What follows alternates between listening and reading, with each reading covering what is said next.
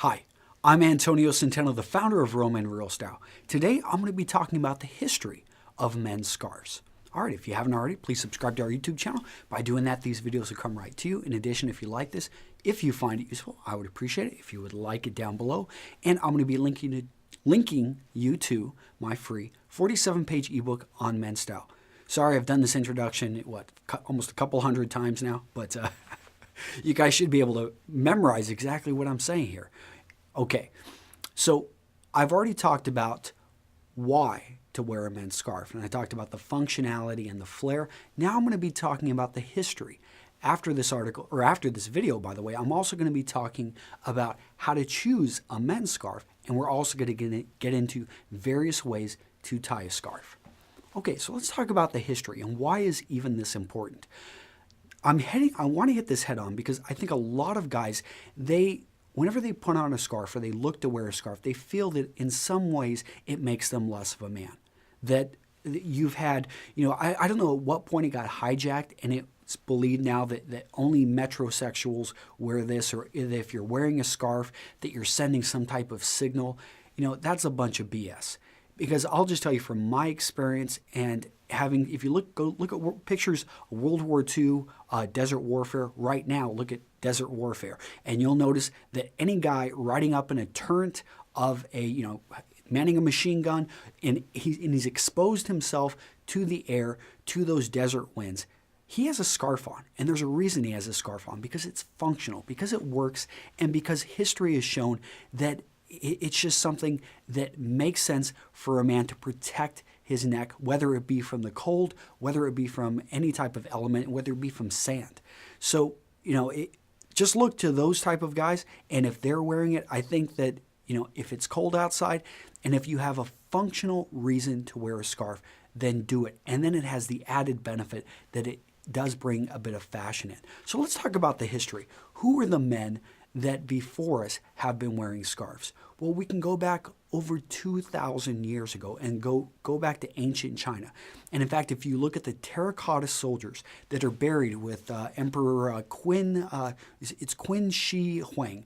And for you Chinese guys out there, I apologize if I just, butchered the name of the first emperor of China, of unified China. In any case, if you go look at his burial ground, which you can go look at these soldiers, they're made out of stone, they are wearing scarves.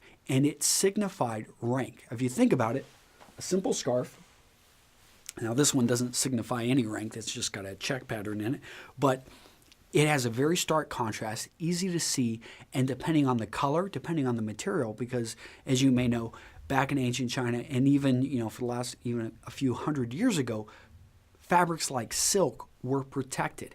And if you had a scarf made of silk that you wore around the neck, you wore around the waist, it signified meaning. And nowadays we've got rank insignia, but that's pretty easy to have because we can mass manufacture them. But you think about a time period when all clothing was handmade, a simple scarf of the right color made from the right fabric is a great way to signify rank, and that's what it was used for. Now let's go forward a few hundred years. We see it pop up over in Rome. So it was part of the, what was it called, the sudarium, and it was a normal part of a man's, a higher standing gentleman's wardrobe. So you didn't see the guys working out in the fields wearing this stuff. This was mostly for senators, and in fact, Emperor Nero. If you look on some of the coins, he is depicted as wearing a scarf around his neck, and it's something which did signify class.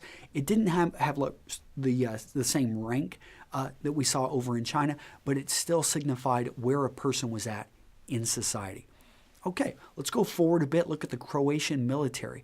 They really impressed, I think it was Louis XIII, and this is around 1636, when the Croats really impressed him with their fashion sense, and they wore these scarves around there it was a bright color, and it really it was part of their uniform, and he was really taken by this.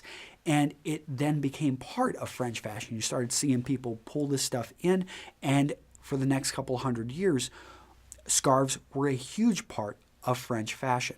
Now let's go to Victorian England, and we saw Queen Victoria, she loved scarves. She loved these men's and women's scarves. So in her court, you saw this. And again, this is where it signifies the class of the person. You didn't see the common man so much wearing the scarf, but you saw the upper crust. And again, they were made from very high-end, intricately woven materials. And again, it signified that this person was of a certain social standing. We started seeing scarves become more common in the last 100 years. Now that manufacturing is much easier of materials like silk and wool, and because when it comes down to it, they're very functional. So in World War I, when your men are fighting in cold, you started seeing scarves issued, and they were worn, and they worked well to keep men warm and to protect them from the elements. In aviation, think of Snoopy. Imagine Snoopy riding on his doghouse, and he's got his, fighting the Red Baron. What does he have on? He's got on his goggles. He's got on a scarf. And, the scarf blowing in the wind, a very iconic look that popped up during World War I in aviation, with the guy out there just exposing himself to the elements. Because if you're, those of us that have flown know that the temperature drops a lot as you get up there higher. It can be 90 degrees on the ground, but when you get up there at a higher altitude, all of a sudden it's going to drop to 40, 30, and below. Okay, so that is a quick summary. Nowadays, scarves, again, they've kind of gone in and out of fashion. I don't follow fashion. What I say, follow function. Find a reason to wear the scarf if the temperature, if the elements call for it, and then the fashion is secondary. Unless you're really style savvy, then I guess you can try to pull it off with even a t-shirt, but I wouldn't recommend it. Okay, this has been Antonio Centeno with Real Men, Real Style. Next, I'm going to be talking about how to choose a scarf for a man. I'm going to be giving you, I think, 7 great tips. I will see you in the next video or the comments if you've got something to add down below. All right, bye-bye.